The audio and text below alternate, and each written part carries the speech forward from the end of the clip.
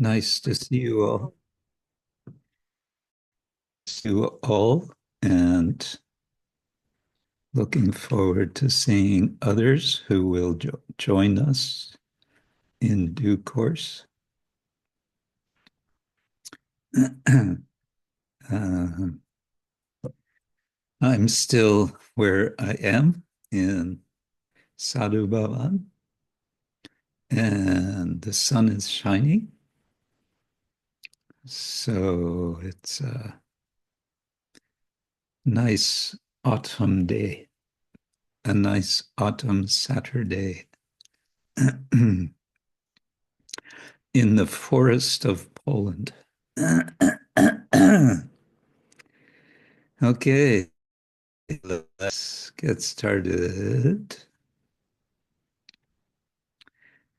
Om Jnana-timirandasya Jnananjana Shalakaya Chakshurunmilitam Yena Tasmai Shri Gurave Namaha Shri Chaitanya Manobhishtam Sthapitam Yena Bhutale Swayam Rupa Kadamahyam Dadati Sva Padantikam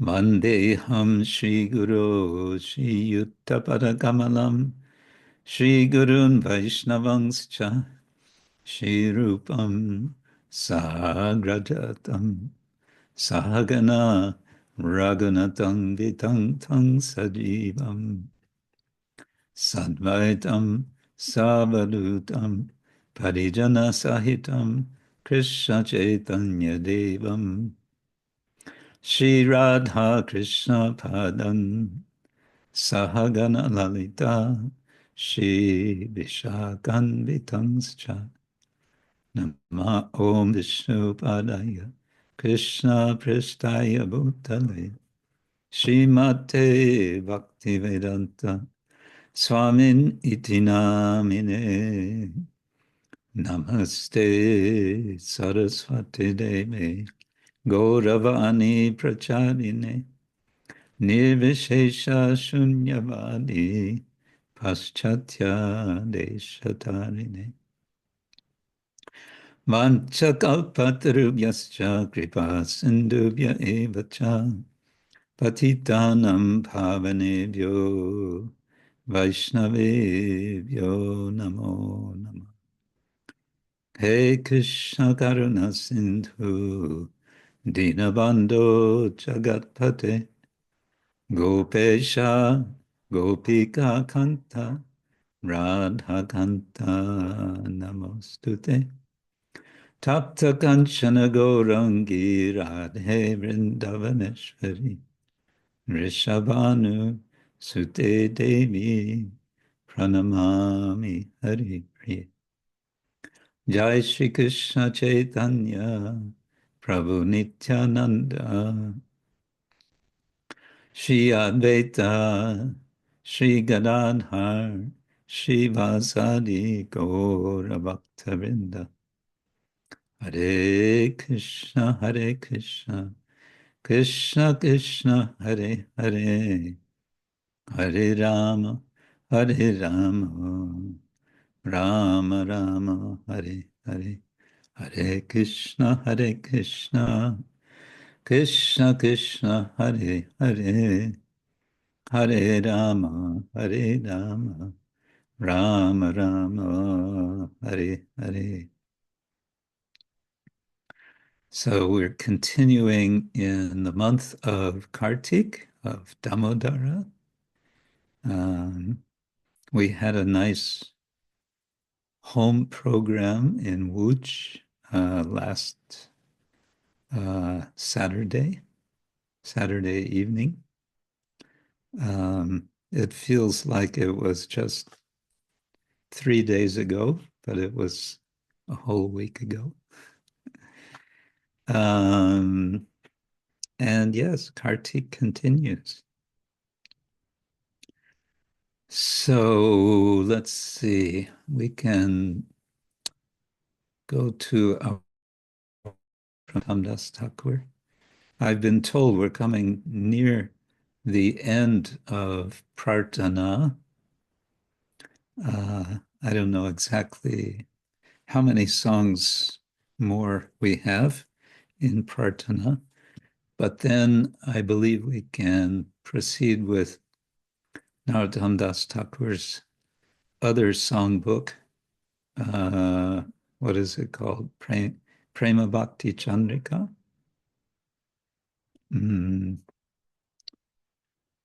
And after that, then we will see.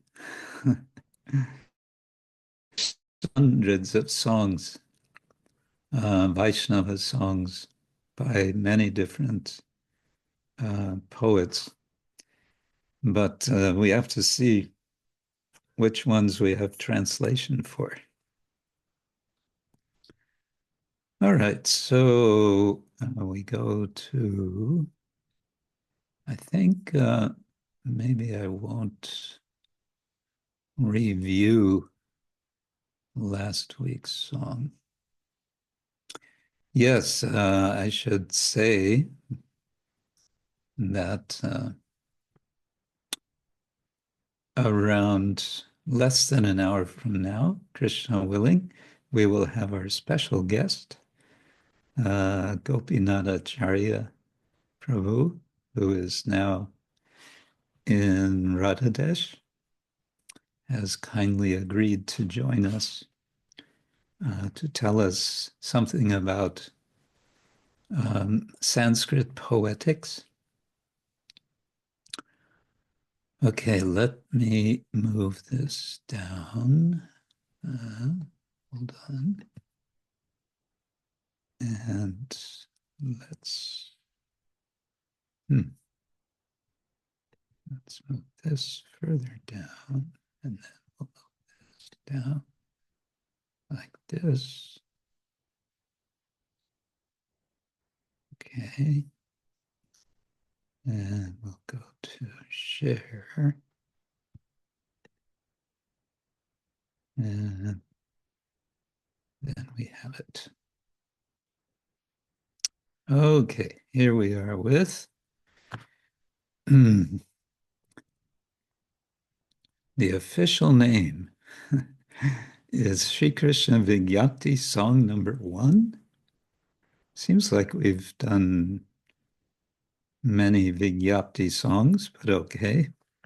In any case, from Prarthana, which means prayer, Prarthana, offering prayer with a purpose, we might say. Artha can mean intention, and it can mean lots of things. It can mean value, it can mean worth, it can mean I think it can mean aim. So having an aim, having a particular goal, purpose. And like all of Narottama Das Thakur's songs, it's in Bengali language. And as you may have noticed, many times there are Sanskrit words. Of course, Bengali, I think we could say, is a modern version of what might be called a Prakrit language. There's Sanskrit and there's Prakrit. Sanskrit is, well,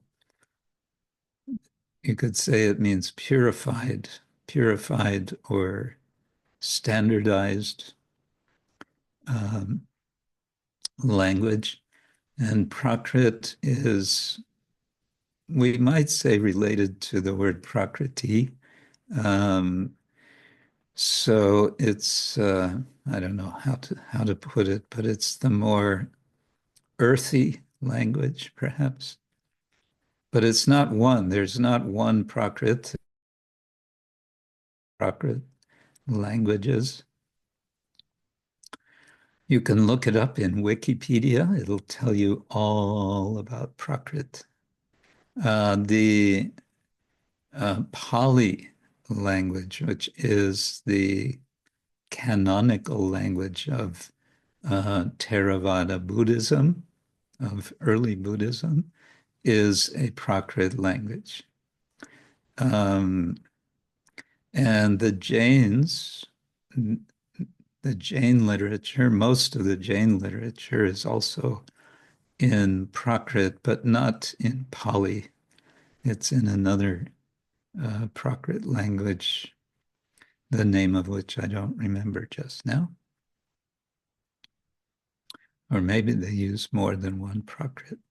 In any case, we have Bengali, and within the Bengali are many Sanskrit words because there's a lot of overlap. So in the first verse, for example, Prabhu he ebar Koroho Karuna. Already in the first line, we recognize the word Prabhu, and probably you recognize Karuna. And other words are very similar to Sanskrit. And one thing that helps is to remember that the Bengali B, as in bar,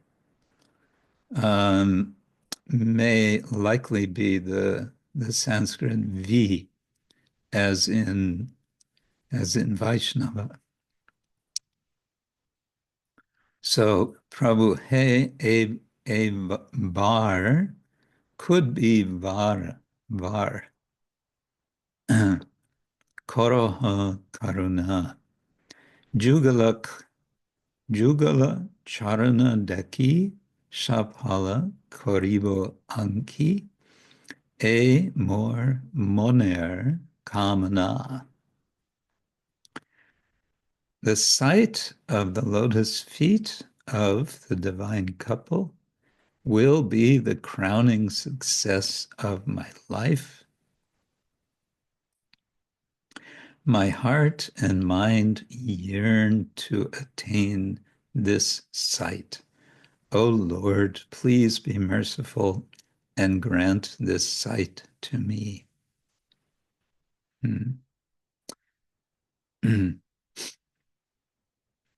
So Karuna means mercy, and Koroha is a kind of imperative form, I think with an emphasis of ha at the end. Koro would be please do or please make. And then Koroho is kind of emphasizing, and it's adding a syllable. Sometimes a syllable gets inserted just for what's called scansion in English, in order to get a certain number of syllables for the poetic meter. And then a bar, this time, please give me mercy. What is it he wants specifically? Jugala, and here we have a Sanskrit word slightly adjusted from the Sanskrit ya, or y, to a j, jugal, which means a pair, or a combination of two, you could say. And charana is this interesting word for feet expressed in a respectful way. Respected feet, I think you could say. It has to do with movement, charana. Those objects of movement, perhaps. And dekhi from dekna, I think, to see. So he wants to see the 2 feet of, well, he doesn't want to see 2 feet. He wants to see 4 feet. He wants to see the feet of the 2, jugala, of Radha and Krishna. Saphala koribo āńkhi.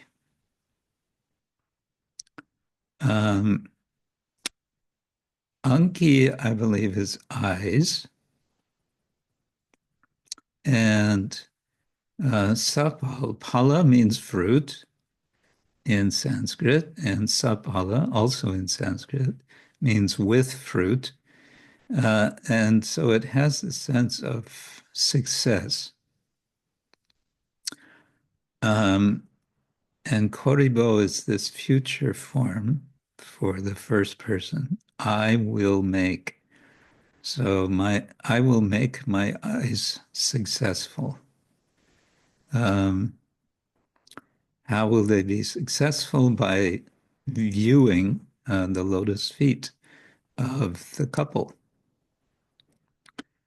And then he says, monera, kāmanā.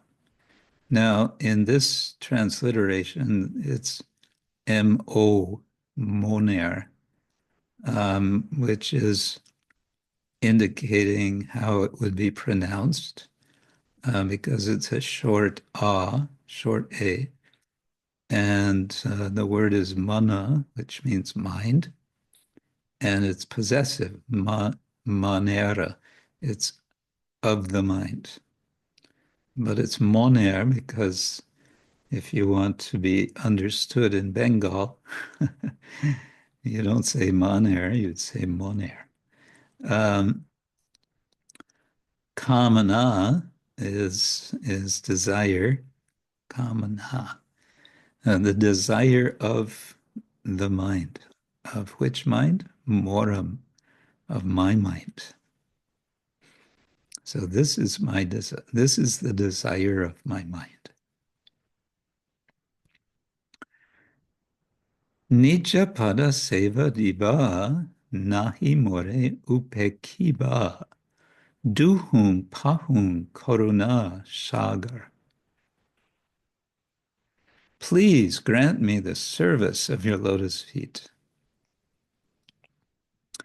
Nija pada sevā, dibā. So dibā is give, future tense, I think, but it's a request. Nāhi more upekhibā, do not neglect me. So upekhibā, we have the Sanskrit word upeksha, which can mean neglect, or it can mean sort of being indifferent or just neutral. Seems to have a range of meanings. And in Bengali, the ksha sound, k with retroflex s after it, becomes ka.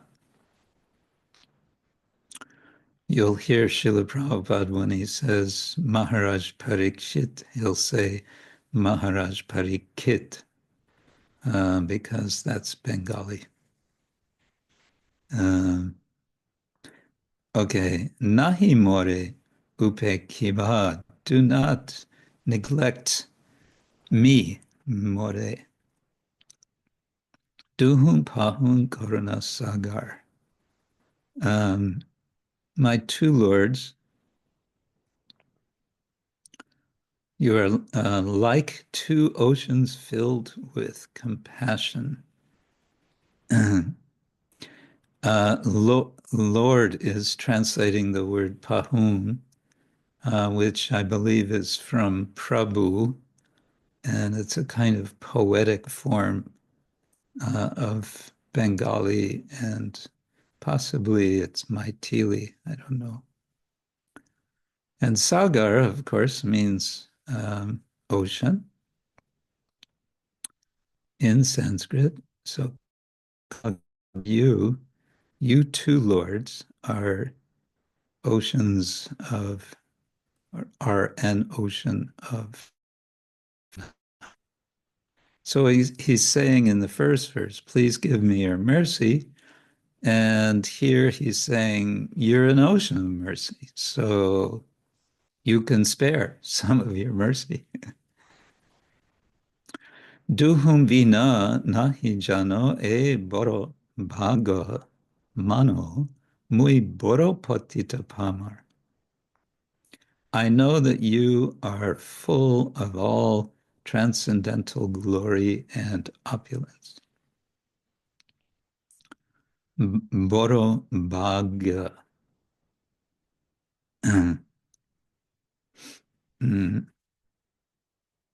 And I do not know anyone except you. Nāhi jāno, I do not know. Vinu, I guess, without you too, duhuň. I am very fallen and sinful. Muy boro patita pamar. Patita is also Sanskrit, and it means fallen, from verbal root pat, must be to fall.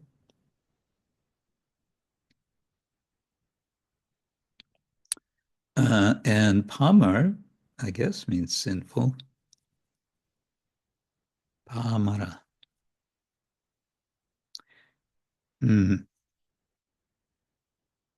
So he's giving more arguments why he's qualified. He's qualified. He's saying, I'm qualified by being not qualified. But we can say also he's recognizing, or he's having the feeling that I am not qualified. And that's suggesting that he is qualified to receive karuna. Lalita adeshapaya chorono sevibo jaya priya saki shange hoi mone. By your mercy,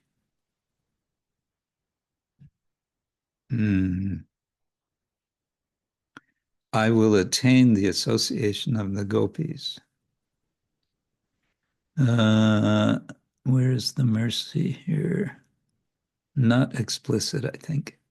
So priya saki shange, the association of the gopis, hoi will happen.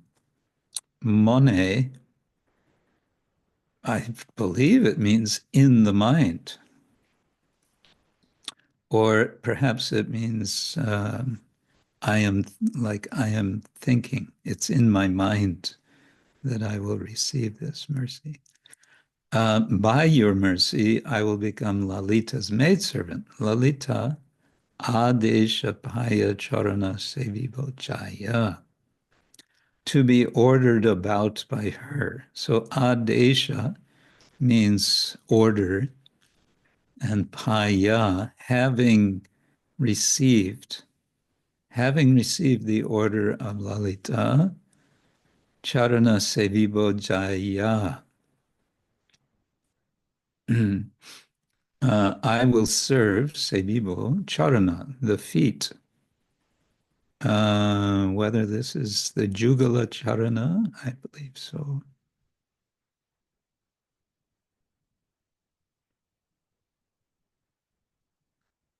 Yeah, I will, by your mercy, I will attain the service of your lotus feet. Okay, to move something here. Okay. Whoops. That's not what I wanted. That's not helpful. Oh, sometimes you may have the experience, you click something and then you didn't want. All right, what I'll do is move this over here. Okay. I know that you are both the crest jewels among all wealthy philanthropists. Duhuń data shiromani, atid ina more jani, nikate charana, dibā dane. So, jani, I know. Atidin more jani, I know myself to be very fallen or very wretched, dina. Duhuń, you too, data shiromani, you are the shira money, the jewel on the head, so the crest jewel of givers, data.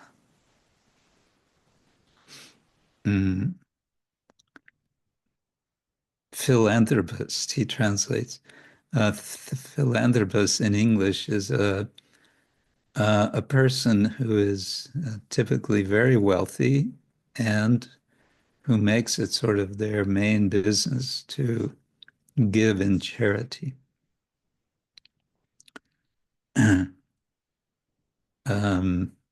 Philanthropist, I guess, basically it means a lover of humanity, something like that.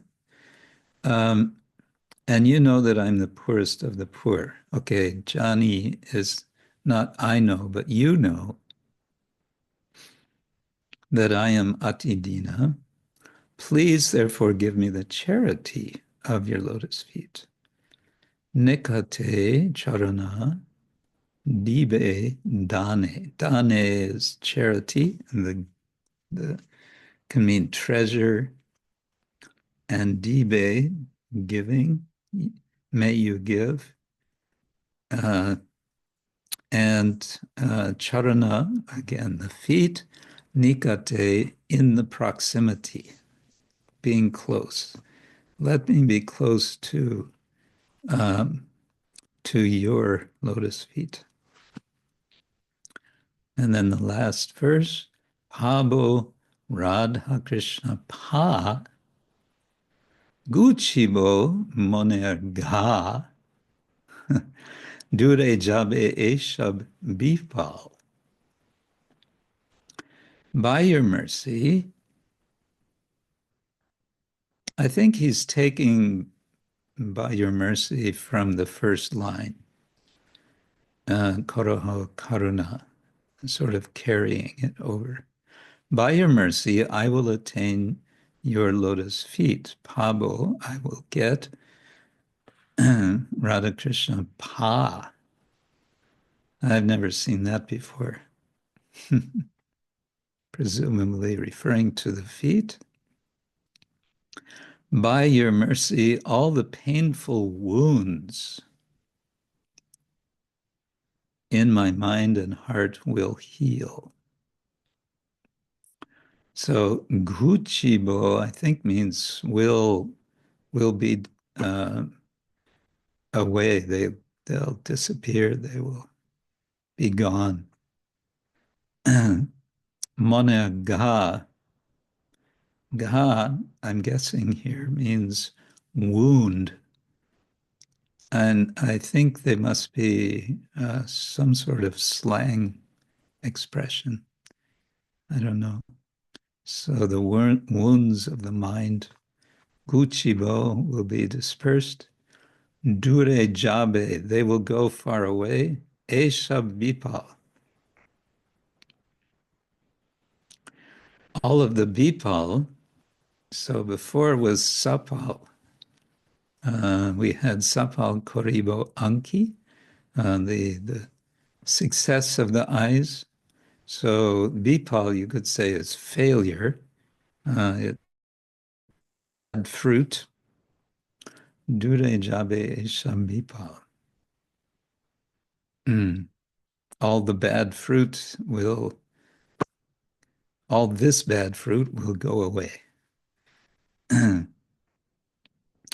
Narottama Dasa koi e vancha siddhi hoy deho pran shakala saphala. By your mercy,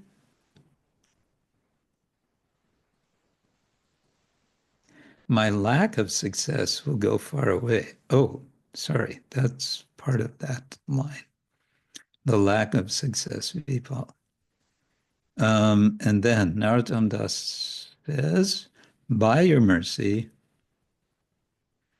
all my desires will be fulfilled. E vancha siddhi hoy. Siddhi can mean perfection.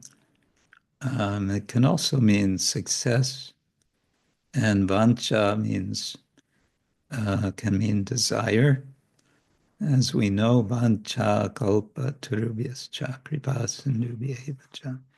The Vaishnavas, they are fulfilling desires. And this body and life will at last become fruitful. Deha pran shakal saphala.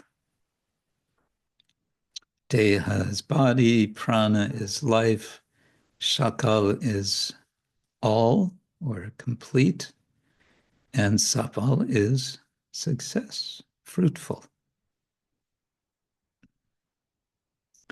Nice, okay. So, oops, yeah.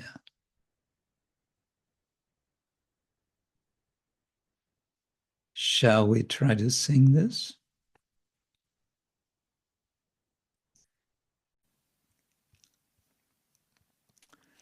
Some of you are more into the singing and some are more into just listening, I have noticed.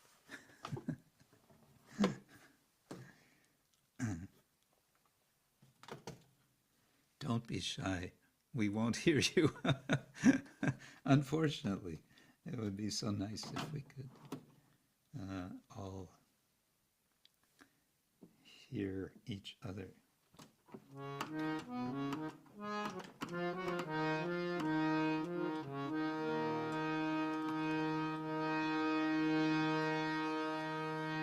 Prabhu, hey, hey, barakara, karuna. Prabhu, hey, hey, barakara, karuna. Jugala, caran, dekhi. Saphala koribo āńkhi jugala charana dekhi saphala koribo āńkhi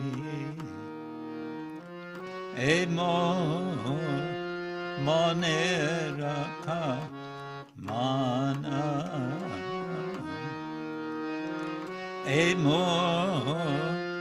monera kāmanā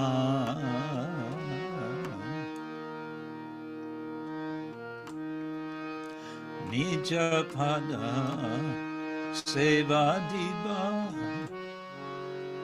nāhi mora upekhibā nija pada sevā dibā nāhi mora upekhibā duhuń pahuň karuna sāgar duhuň pahuň karuna sāgar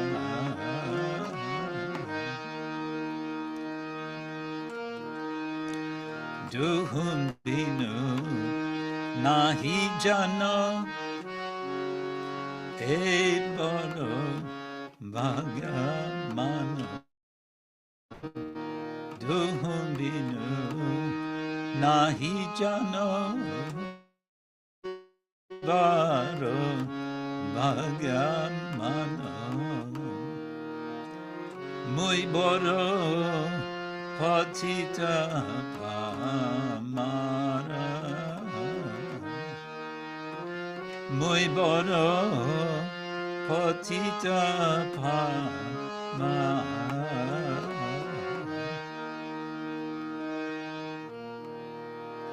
Lalita adesha paya, carana sevā jaya. Lalita adesha paya, carana sevā jaya. Priya saki shange hoy mane, priya saki shange hoya mane. Duhuň data shiromani, atidina more chani. Duhuň data shiromani, atidina more jani.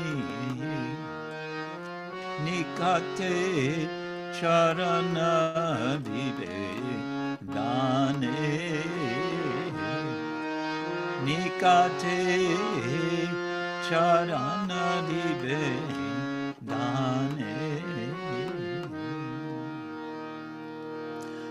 Abo rādhā-kr upekhibā monera, abo rādhā-kr upekhibā monera. Dure jabe esaba vipada, dure jabe esab vipada. Narottama dasa koi ebancha siddhi hoy, Narottama dasa koi ebancha siddhi hoy. Deha pran sakala saphala, deha pran sakala saphala.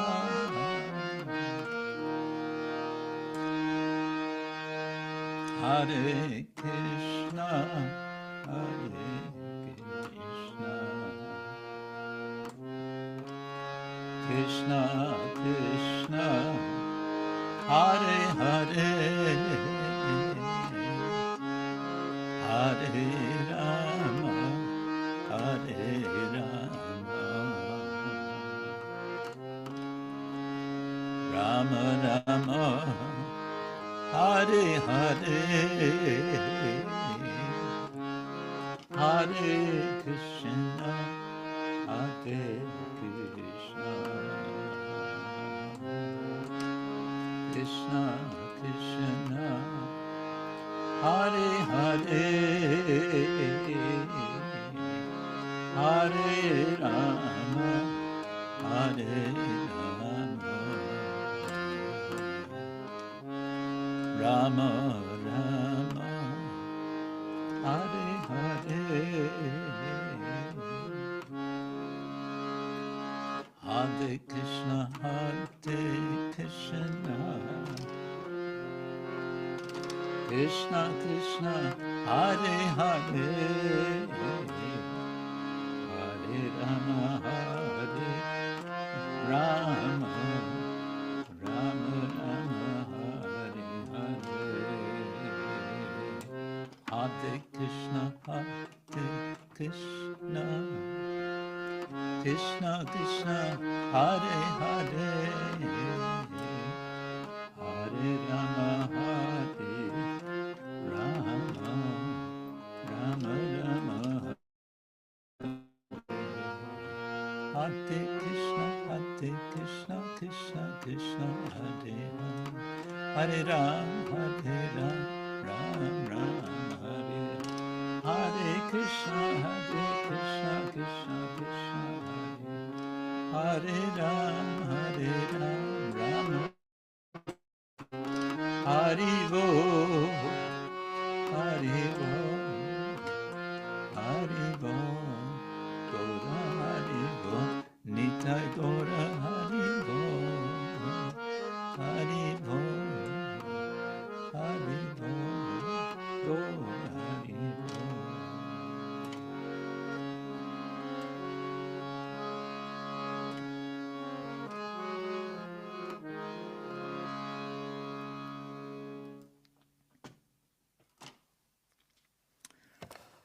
So Narottama Thakur is hankering for the lotus feet of their lordships, Shri Radha Krishna, Pabo Radha Krishna Pa, Guchibo monera, Dure Jabe Esha Bipa, Narottam Das Koi Evancha Siddhi Hoi.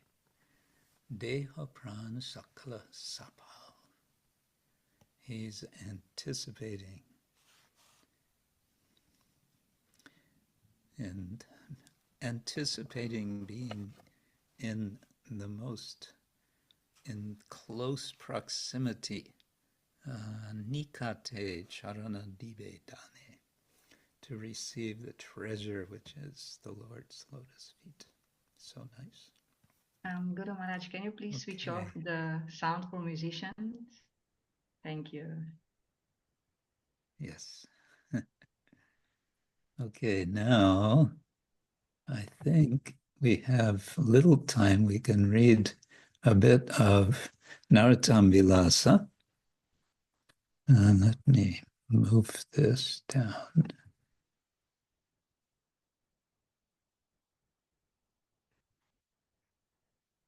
How does that work? Let's close that. Yes, okay. No. There. Down. And we could share the screen, I think. Yes. Okay, we left Narottama Das Thakur in Puri some weeks ago. I think we didn't continue last Saturday.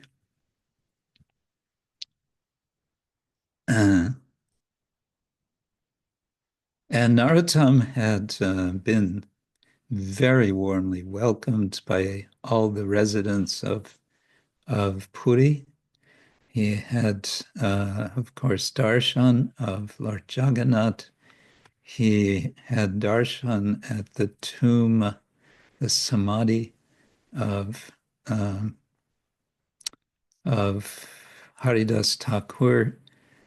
He also had darshan of Gopinath, of Tota Gopinath, and he had met Mamu Thakur, who was in a state of great, we may say, transcendental sadness due to the absence of Chaitanya Mahaprabhu. And Mamu Thakur had been had come alive, you could say, when Narottama appeared before him, and they embraced, and they were in great joy together for some time. And then Mamu Thakur said, you should go and have darshan of Haridas Thakur's samadhi. So he goes there, and then this is where we are. Finally, he gets some rest. How can I describe This is Narhari Chakravarti Thakur saying, how can I describe the state of mind of the residents of Nilachala?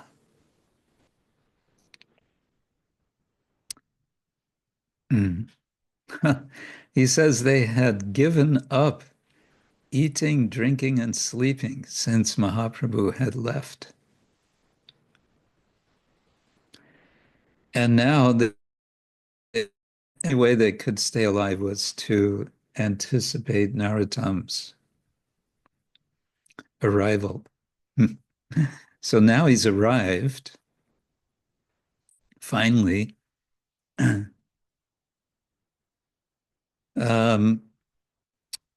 But how many years after Mahaprabhu had departed? This would have to be several years after, I believe. That might be something that Gopinathacarya could tell us. Thus, when they saw Narottama approaching their houses, they eagerly rushed out to greet him. And then the escort, the assistant to Narottama, I guess this means, who was it, who had been with Gopinathacarya, he introduces him to each devotee. They affectionately embrace him, and Narottama touches their feet. He respects them. They all want to respect him, but he is their junior in terms of age and so on. And of course, they've had the direct association of Chaitanya Mahaprabhu.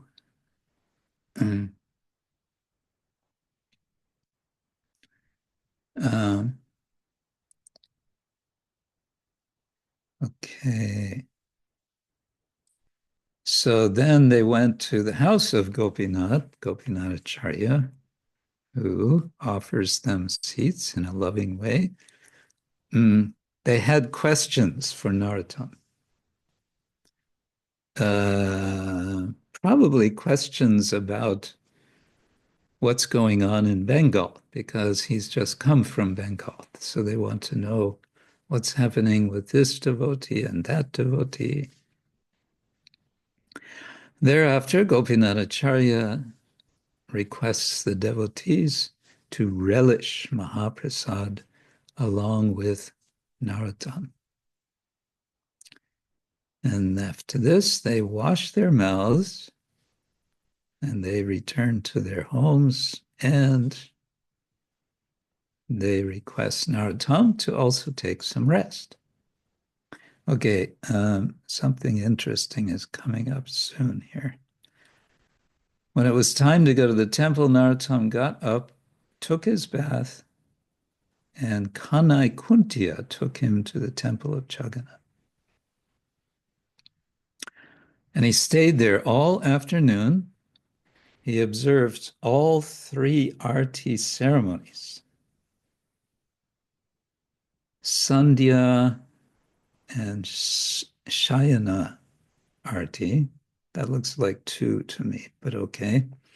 One after another, he and Kanai went back to the house of Gopinathacarya. And apparently there were many devotees there at his house. They wanted to see him. The Acharya says, time to go. And yeah, Gopinathacarya is very kind to him, affectionate, and requests him to take rest, okay? Now, then Gopinath goes to his room. Now, this is interesting. However, Narottama's mind was too agitated and he was unable to sleep. Okay, but after some time, by finally could fall asleep, a dream. Remember, Narottama had some dreams on his before leaving home. He had a dream. He had at least one dream on his journey to Vrindavan. He had a third dream. So now this is the fourth dream, I think. After some time, by the wish of the Lord, he finally fell asleep. Okay, in his dream, he saw his worshipful Lord. And that's a common mistake. It should be not worshipful, but worshipable, able to be worshipped. He was also worshipful. He was worshiping Krishna, Jagannath. But anyway, he saw his worshipable Lord and all the devotees dancing in front of the chariot, the rādhā of Sri Jagannath. And now he describes, he lists all the devotees who were there. He saw Sri Krishna Chaitanya, Nitai, Sri Advaita, Gadadhar Pandit Goswami, Shivas Pandit, Murari Gupta, Govinda, Haridas, Kashi Mishra, Ramananda Rai, Vasudeva Sarvabhauma Bhattacharya, Kashishvara, Jagadish Pandit, Vasu Ghosh, Mukunda, Madhava, Vakreshvara, Govinda Das, Mahesh Pandit, Damodar, Sharup Gosai, Shuklambar Brahmachari, Das Gadadhar, Yadu, Sri Kangsari, Sridhara, Suryadas, Ramai Sundar, Dhananjaya, Ramananda Vasu Ghosh, Shankara, Sanjay, Lokanath, Bhugarbha, Sri Rupa, Sanatan, Sri Jiva, Gopal Bhatta, Krishnadas Brahmachari, Pandit Raghava, Paramananda Bhattacharya, Acharya Madhava, Raghunath Bhatta, Sri Tapan Mishra, King Sri Prataparudra, Acharya Gopinath, and Sri Sikhi Mahiti, etc. Nice. So he also included in this list are several devotees who are in Vrindavan: Lokanath, Bhugarbha, Rupa, Sanatan, Jiva, Gopal Bhatta. And here it says Krishnadas Brahmachari. I wonder if that refers to Krishnadas Kaviraj.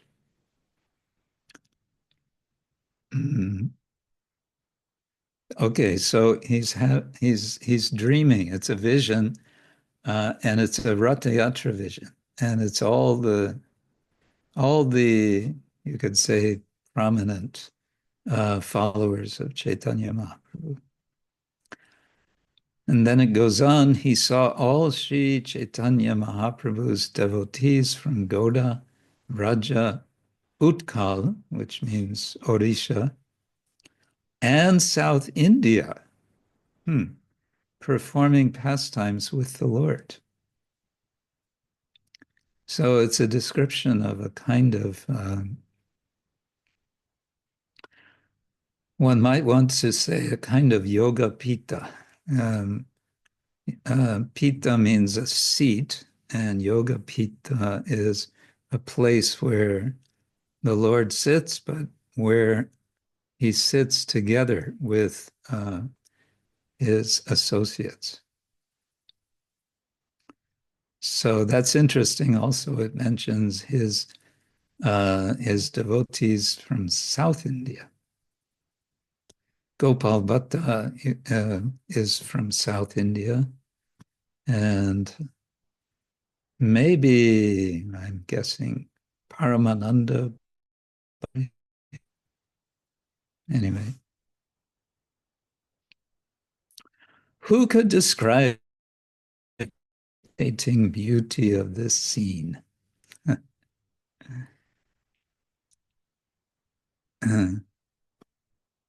Inspired by the Lord's presence, the devotees performed ecstatic sankirtan, joyfully dancing, singing, and playing musical instruments. The atmosphere was so divine that even the demigods came down from their heavenly abodes to enjoy the Lord's pastimes.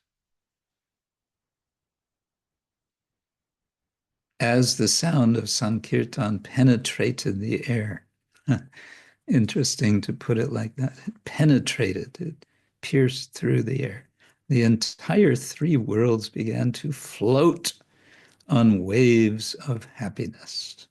Huge crowds of people eagerly pushed forward to get a glimpse of the Lord's beautiful dancing as the demigods showered flowers on Mahaprabhu's head. Even the lame, the blind, and the deaf suddenly forgot their handicaps and dashed forward to join in the Sankirtan. Even stone-hearted persons wept in joy upon hearing the melodious chanting. Even the animals and birds became restless. And then it goes on describing Narottama. It says here now he's standing in the corner. So is he now standing up or is he still in his dream? Well, we may see this. We may find out next time.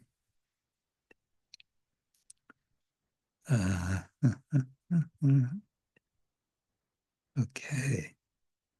Srila Narottama Das Thakura ki jai.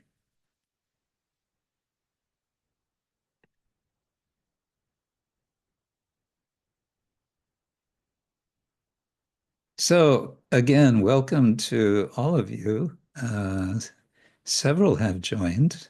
Looks like we have a few more than we usually do. I suspect it's because we have a celebrity coming in just, well, let's see, in 2 minutes.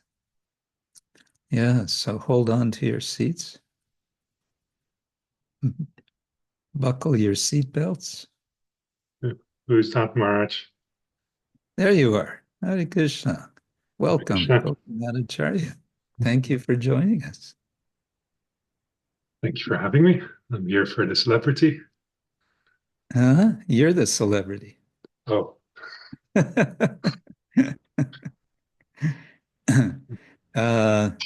Yeah, you're on sabbatical, is that right? Mm-hmm. Yes, indeed. Let me introduce you briefly. Gopinathacarya Prabhu is a devotee of Krishna, and he is based in Oxford since so many years. He is a lecturer at Oxford University in the Faculty of Theology, and he gives lectures, he gives classes on all sorts of interesting things, Hinduism and Sanskrit. And what other classes in the theology faculty have you given? Occasionally I teach something on Hindu and Muslim encounters in India. Oh, and that's interesting. I didn't know that.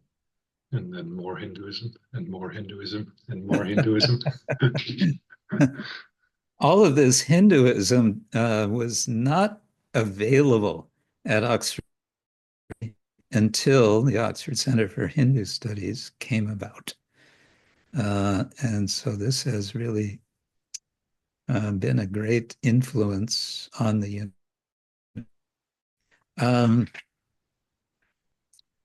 Gopinathacarya is also the author of an amazing book, which I just happen to have a copy of here.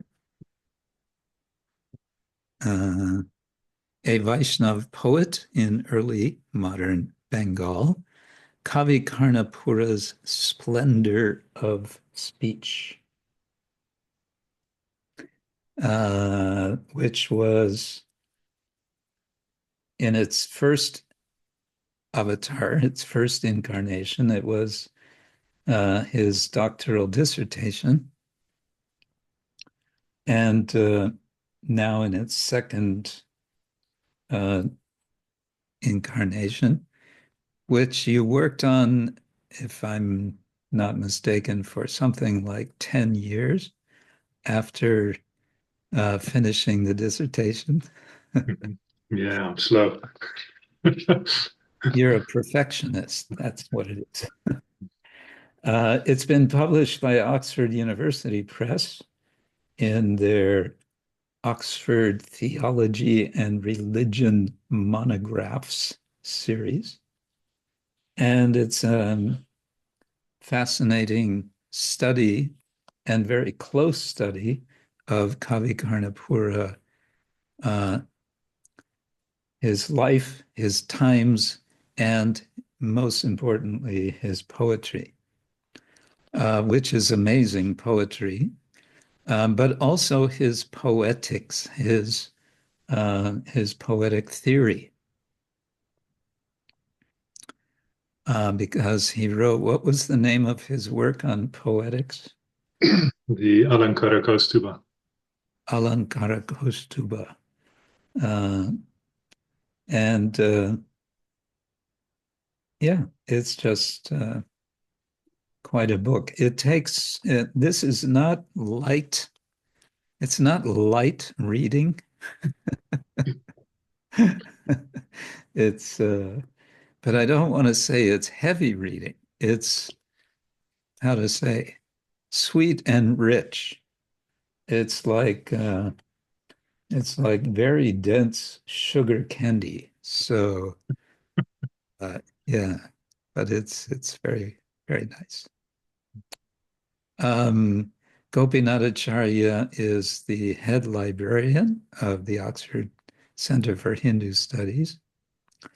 And I would say in that capacity, he, like all of us involved in the center, is looking forward to the day when the center moves to its new property.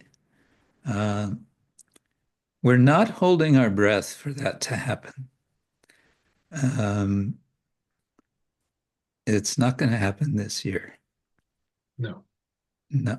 And it's probably not going to happen next year either. No. No.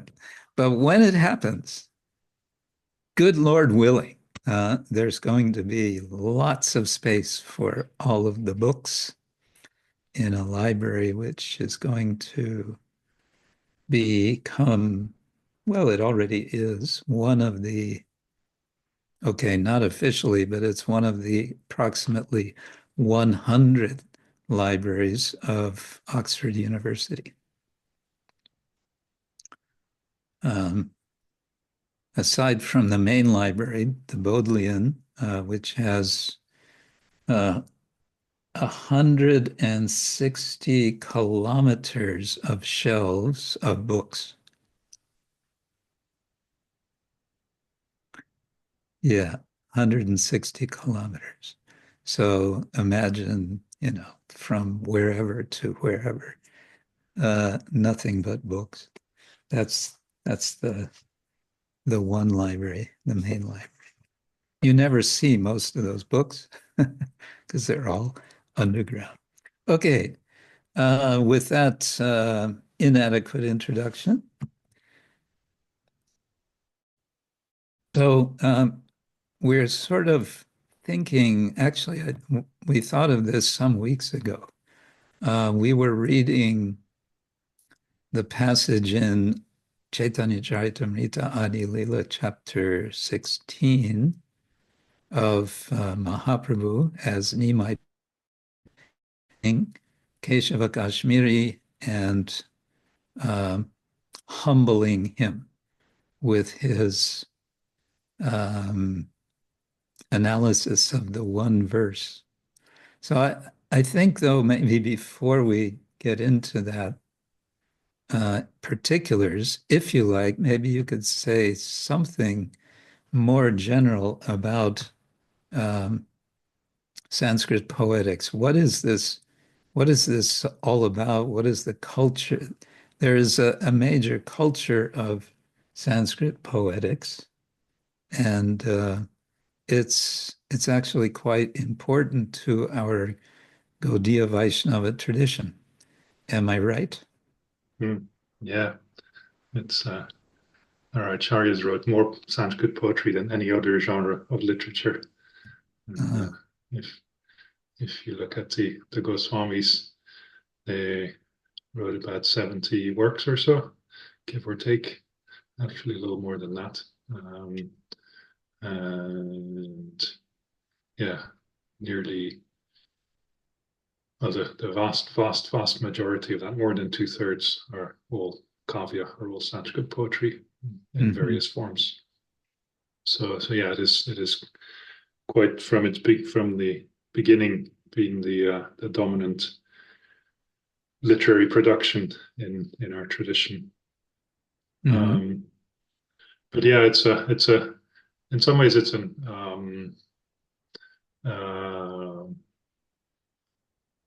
it's not an obvious choice for the Goswamis to write in that, since Sanskrit poetry was primarily associated with court culture, with the culture of the kings, and kings would surround themselves with poets who would write poetry to entertain those at the court, primarily the king. And part of the king's entertainment lies in hearing his own glories. Yeah.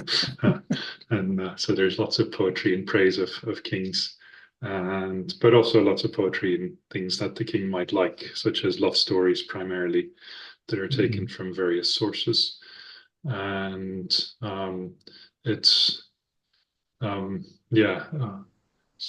of the aspects that sort of comes out in this episode in the Chaitanya Charitamrita of the culture of Sanskrit poets is that Sanskrit poets were known to be proud and envious. It's a comment that is made repeatedly in works of Sanskrit poetry that Sanskrit poets. They're all competing with each other, right? Yes, they want to be the most famous, and especially because if you're famous, then you'll attract the attention of somebody who's wealthy, who thinks, I want to be praised by that famous person, and therefore I will pay them, and so I will become their patron. And so they're very envious. There's a text I quite like, the Kavya Mimamsa, the study of Kavya, of poetry, by a person called Rādhā-kr, who, if I remember correctly, lived in the 10th century. And he teaching the principles of poetry, how to compose poetry and so on. And at some point he kind of interrupts what he's saying. And he says, okay, listen carefully now, because I will give you the most important advice. The most important thing you should know if you want to become a poet. And this is his advice. He says, never, ever, ever read a poem that isn't finished yet to another poet. Because he says 2 things will happen. First of all, the other poet won't appreciate what you've written and will criticize it. And second of all, he will take your poem and claim it as his own.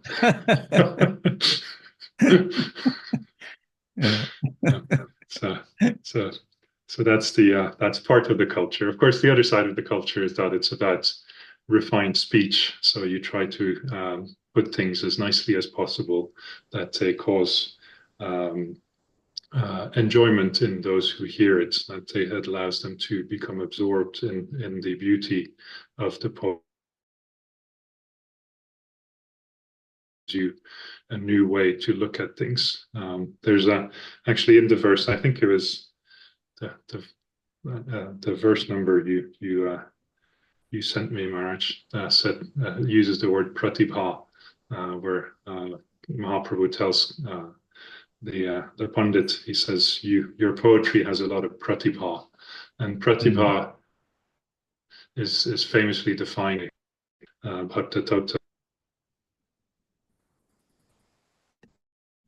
who lived in Kashmir in the 10th century.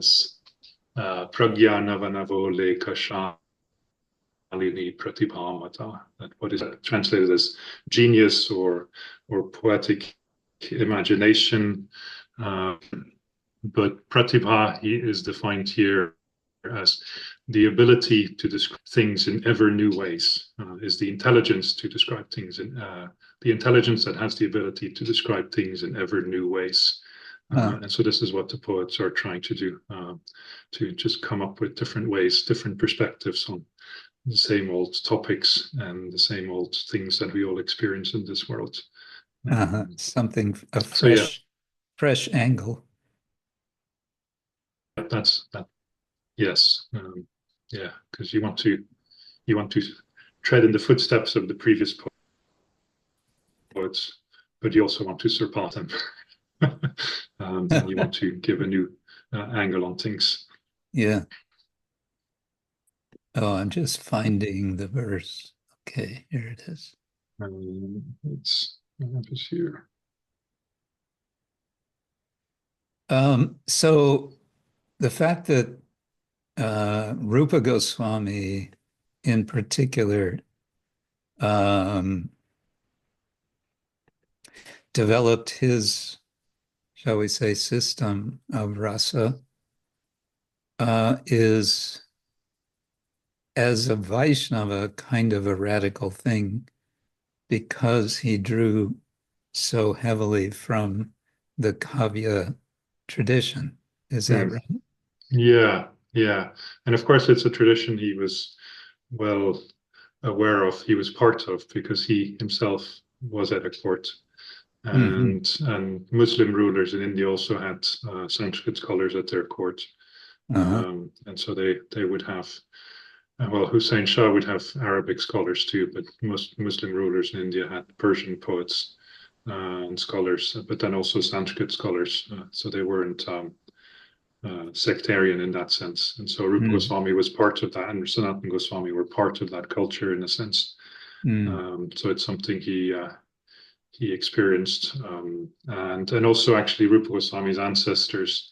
So the family of Rupa and Sanatana and Jiva Goswami came from South India, from Karnataka, and they migrated several generations prior to the Goswamis to Bengal.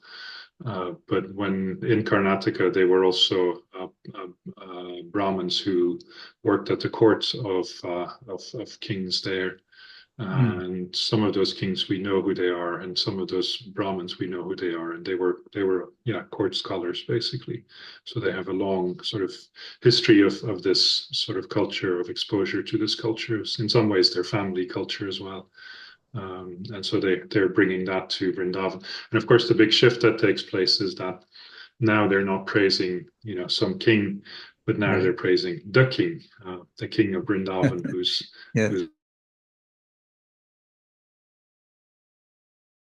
using certain literary forms that historically had been only used to praise kings.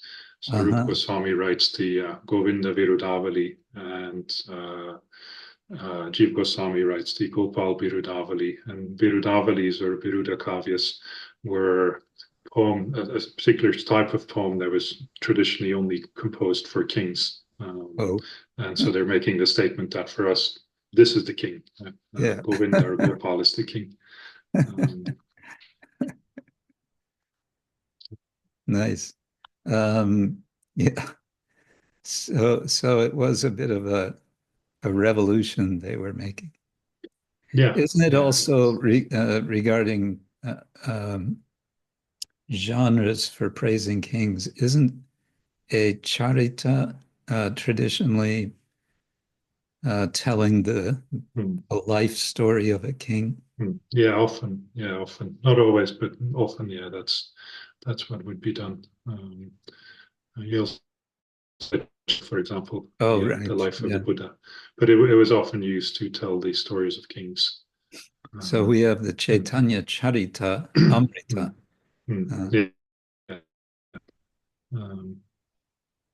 Yeah, and there. I think those stories of the kings are perhaps an acquired taste. I quite like them. Yeah. They're very hyperbolic. Yes, of course.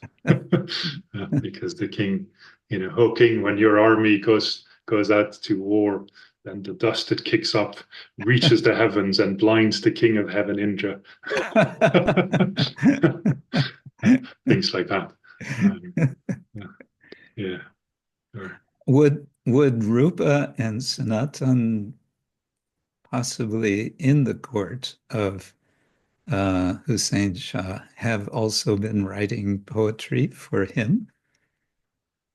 I don't know. Yeah, there's no mention of it anywhere. It's possible, but I don't know. We know that Rupa Goswami was already a poet, was already writing poetry while he was still there. He writes the the Hamsadutta, in which he describes how Lalita sends a swan or a Hamsa to Mathura to bring a message to Krishna. And in the final verse of that, he, as he does in all his works, he offers his respects to his elder brother Sanatan Goswami. But Sanatan Goswami wasn't known as Sanatana then, because that's the name that Lord Chaitanya gives to him. So he refers to him, he says, he who is known as Shakara. So that's the title he had at the court of the Sultan.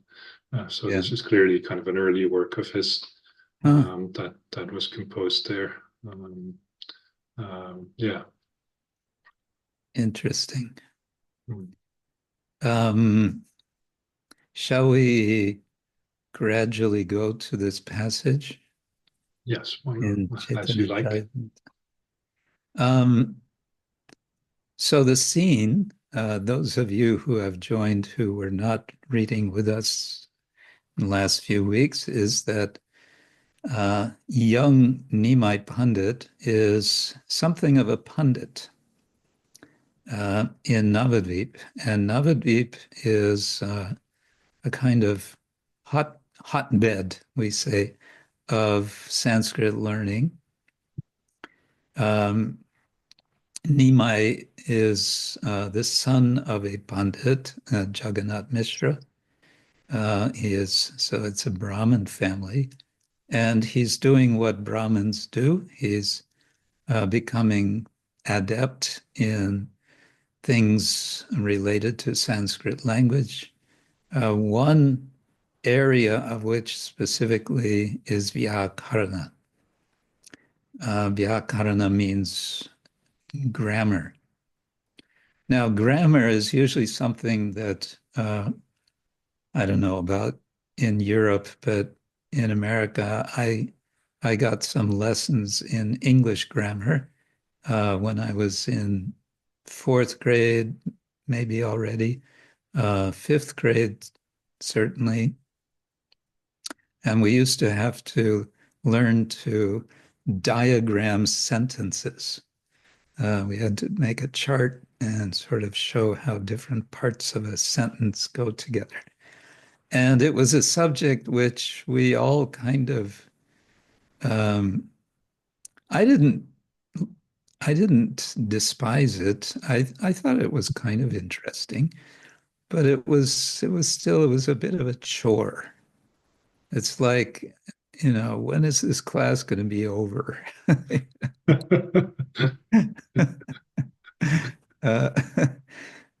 Grammar. Who cares about grammar? We're just going to talk. We don't have to know all this, we don't need to analyze.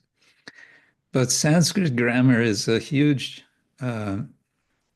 aspect of Sanskrit learning. It's one of the 6 sort of supportive areas of knowledge. I forget. the Vedangas.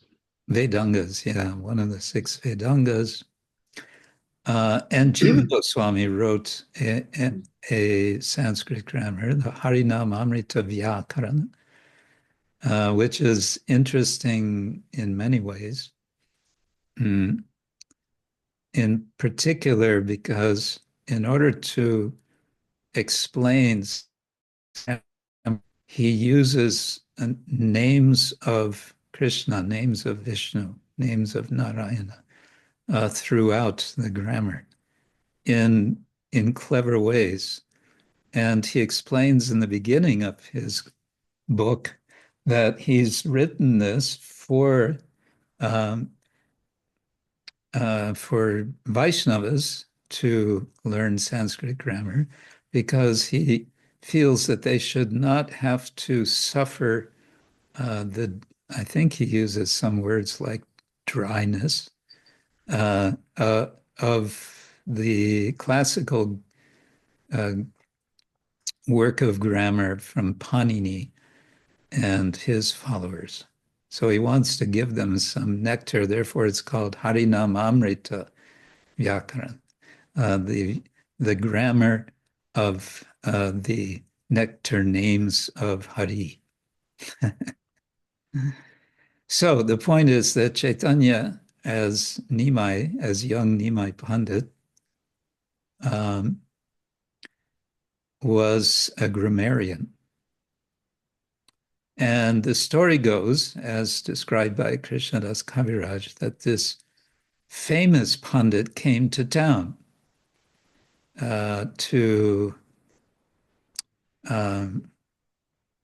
to display his knowledge and to compete, I guess, with the local Pandits. Now, this kind of story is it's fairly common, I think. Maybe you can say something about this, Gopinathacarya, that there are stories of famous Pandits being swamped by a local upstart. Yeah, well, in part it's because that was what Pandits used to do. They used to travel and defeat people in debate. Yeah. People would sign their Jayapatra, their victory sheet, and saying, "I've been defeated by this person," and this was a way of gathering fame. So there are quite a few sort of stories like this, because this happened regularly, that they would go around. The story is told in the Chaitanya Bhagavata as well, of Vrindavan Das Thakur, and as often he adds a lot of sort of details to it. And what I particularly like here is that he's already defeated the whole continent, the whole of India, before he comes to Navadvip. Keshava Bhatta has And so all the residents of Navadvip are a little anxious because they're thinking, if we lose against this guy, then the whole country will be against us. But how can we win against this guy, because he's already defeated the scholars from the whole country. Right. So they would go around and then defeat them. Sometimes they would have debates. Here it seems like so one form of this would take is that they would choose a topic and they would debate this, and they would take opposing sort of positions in this, and there would be a third person who would judge this. But that's usually more with philosophical topics. If you were a poet, what you would do is you wouldn't have a debate, but you would have a contest, and you would have a competition in composing verses on a particular topic, usually a topic that was close at hand. So here they're meeting on the bank of the Ganges. So they're composing, or he's composing verses in praise of the Ganges. Right. The Chaitanya Bhagavad says he goes on for reciting verses for 3 hours.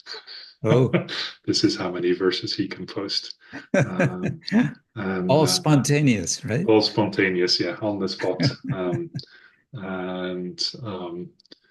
Without any preparation, just you compose them as you recite them, basically. You don't have wind, yeah.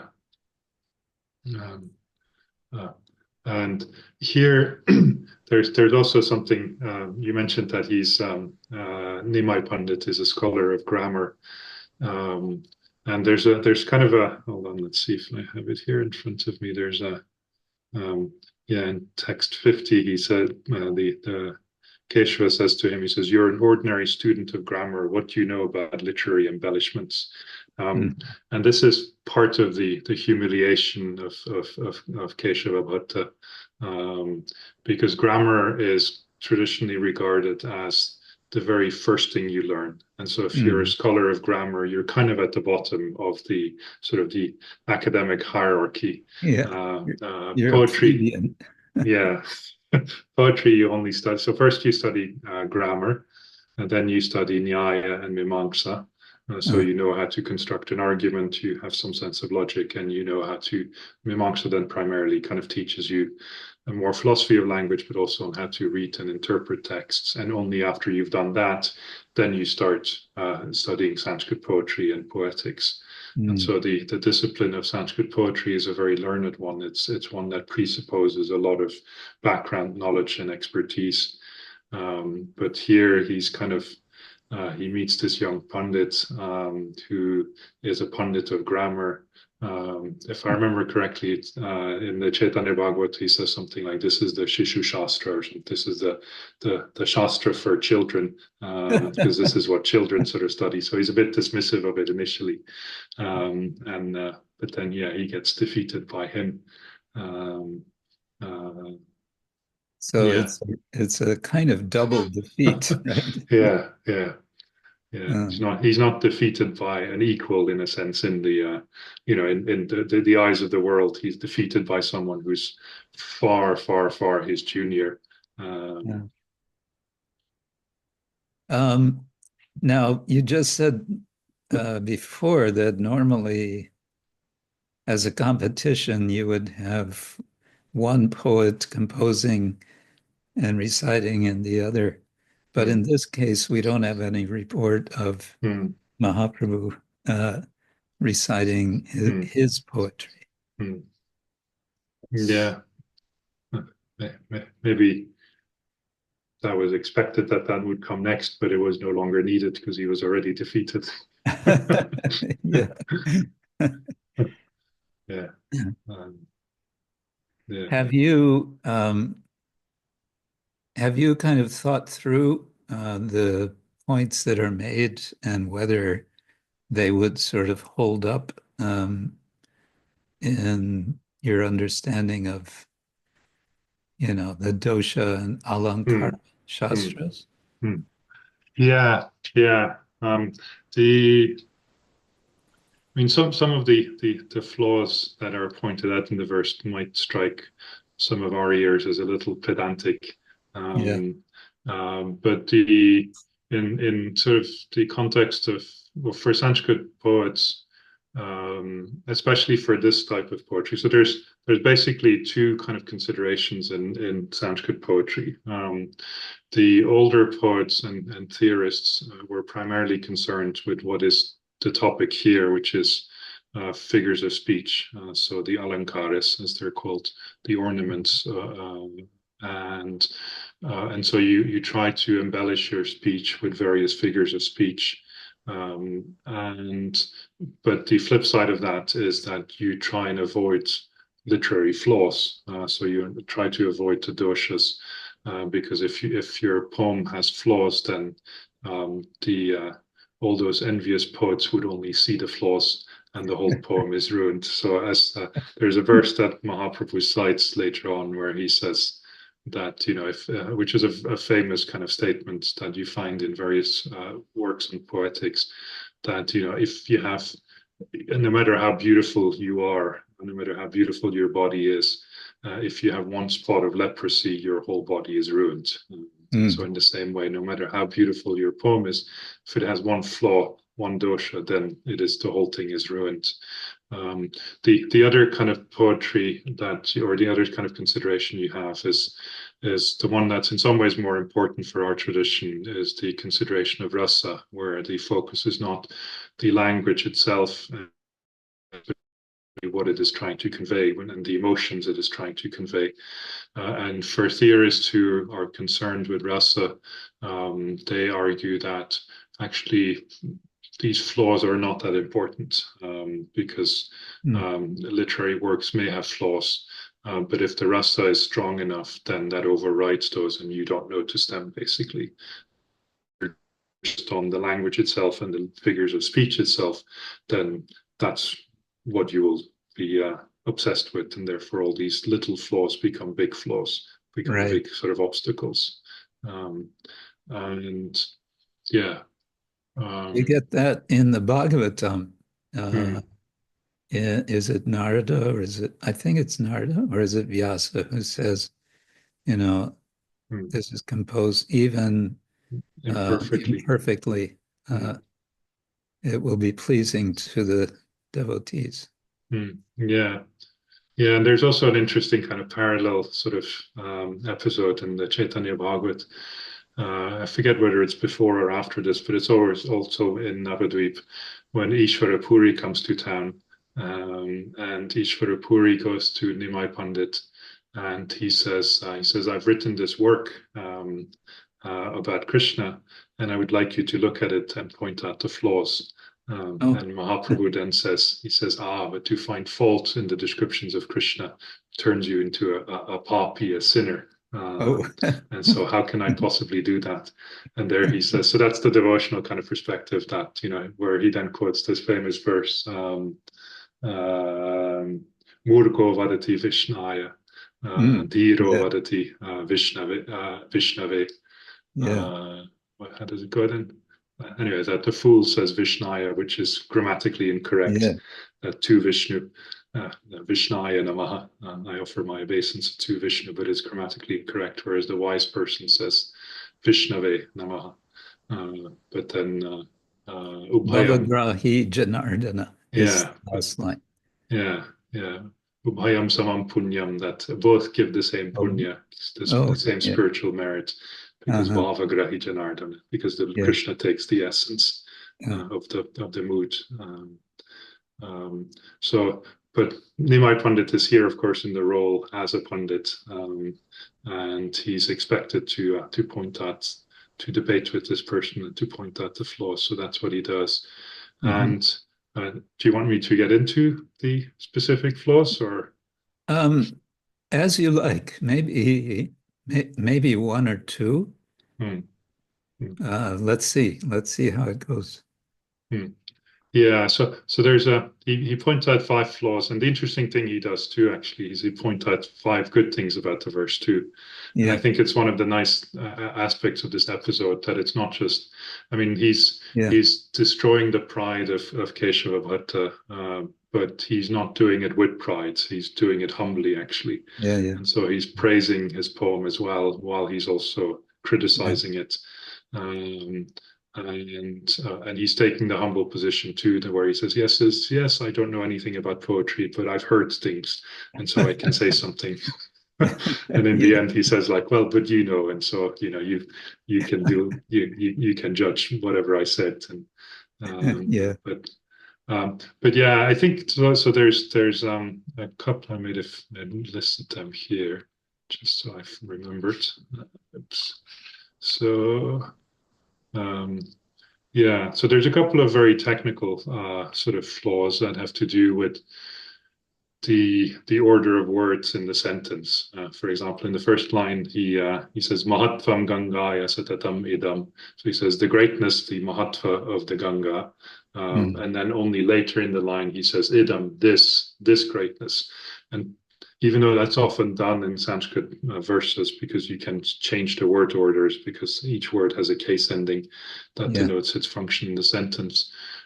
Technically, this is a flaw, because this points to something points to this here, the river here, or this greatness in this case.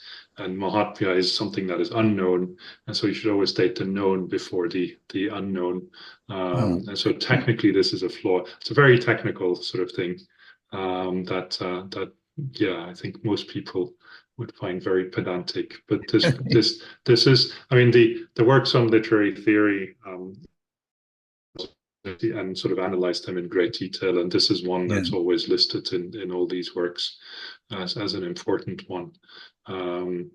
But that might be a little too technical to explain quickly. But it's basically the same sort of thing. But the biggest flaw, and Mahaprabhu actually calls it here the Mahadosha, the great fault in the poem, is in the, what is it, in the last line, where he refers to Shiva as Bhavani Bhartu. Yeah. And so Bhavani is the wife of Bhava, of Shiva, and Bhartu is the husband. So he's referring to Parvati or to Durga as the wife, or to Shiva as the husband of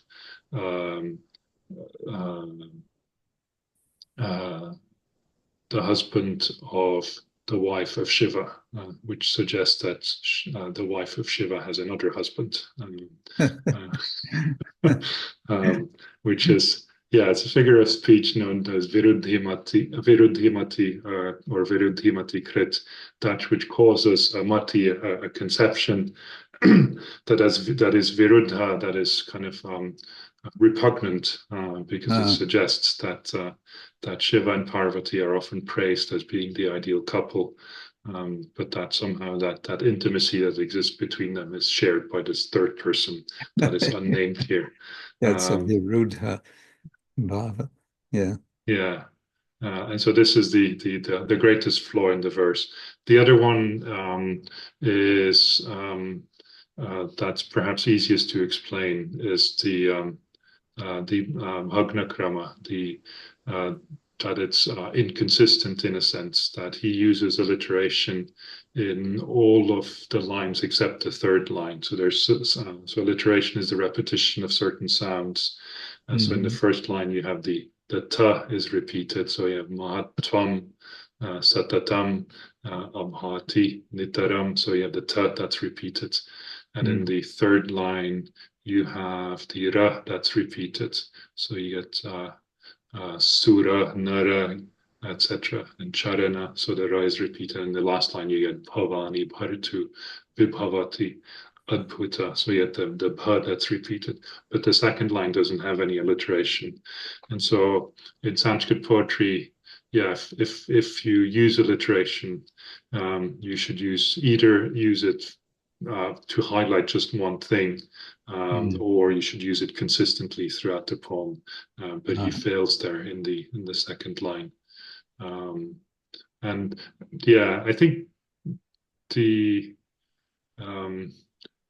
Sanskrit poets would recognize these as genuine flaws. How important the flaws would be. I think the viruddhimati krit, that would be considered a big flaw. The others perhaps less so, and perhaps more tolerable. But I suppose it also shows the pride of Keshava Bhatta that his poetry in his mind cannot have any flaws whatsoever, because he's blessed by Saraswati. So even these small flaws would be quite big in his mind, and would upset him greatly. The final flaw that he points out to is to do with that last bit, vibhavati adbhuta guna. That so the Ganga is what's his Prabhupada give for vibhavati? He says it flourishes with adbhuta, and she has adbhuta guna, extraordinary quality, wonderful qualities.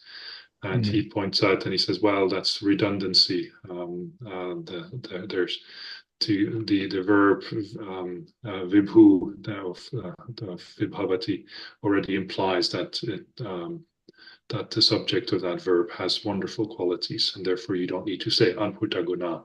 It's already implied there. That's a dosha that literary critics are actually in disagreement on whether this is actually a flaw or not. And so some say, well, some say that's what we do. We make that which is sort of implicit, in other words, more explicit for enjoyment.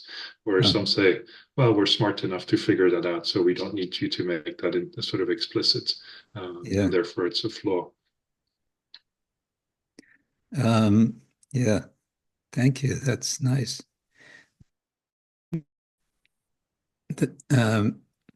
Coming to this last line, and Adbhuta Guna reminds me of Kavikarnapura. If I understood the book, you're saying that Kavikarnapura emphasized Adbhuta bhava or rasa as foundational. Yes. Can we jump to that, and you can say something about that? Yeah, so it's for Kavikarnapura, especially when it comes to devotional poetry, but I think he extends it to poetry in general. Wonder and amazement is at the heart of all poetry, of good poetry. That it Vishwanath Chakravarti Thakur, who wrote a commentary on the Alankara Kaustubha, he says, wonder makes your eyes and your mind go big. And so this is what good poetry should do. And for Kavikarnapura, it's particularly important because he also argues that this is the nature of Krishna.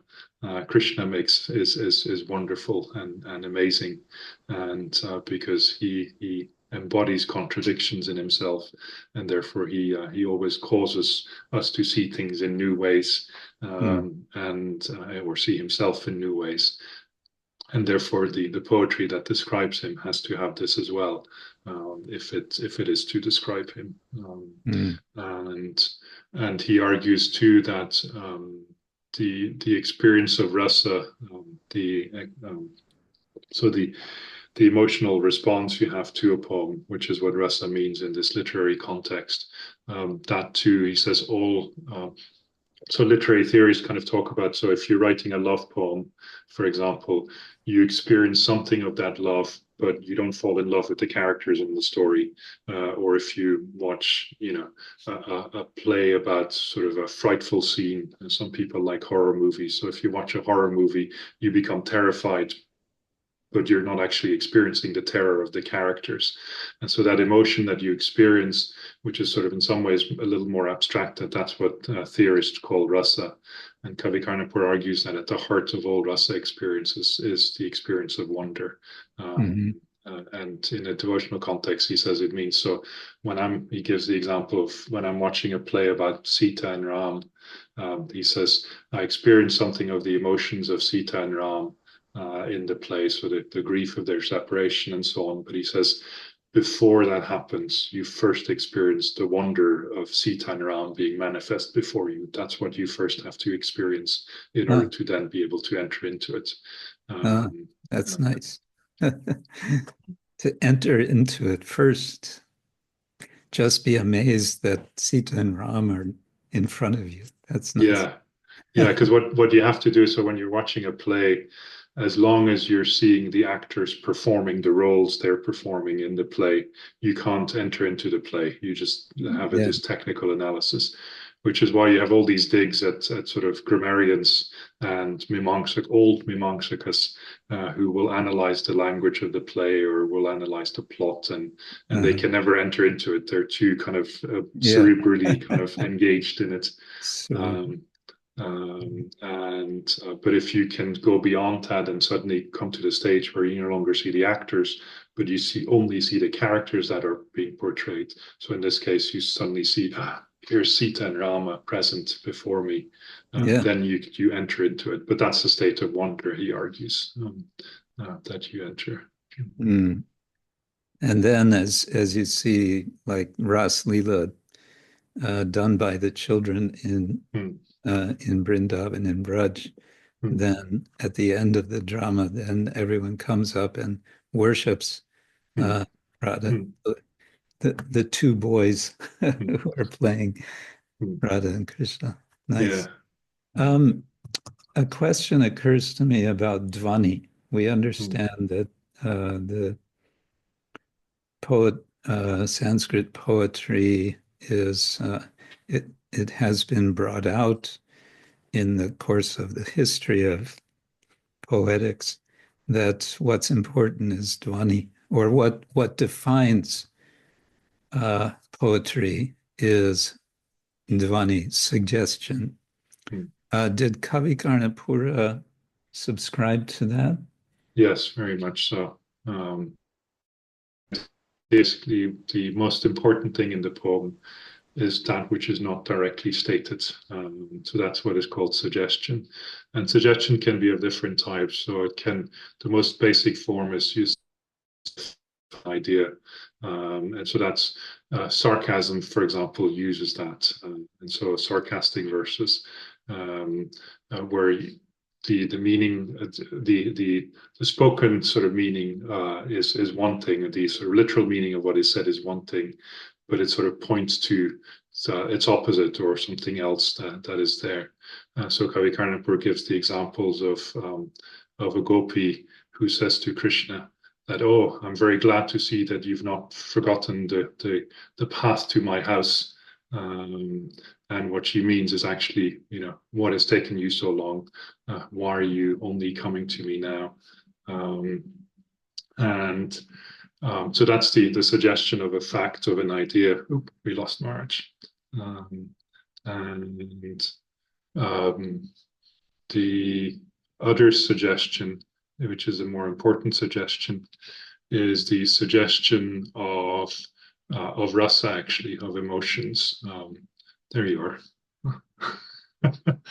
You're mute, Maharaj.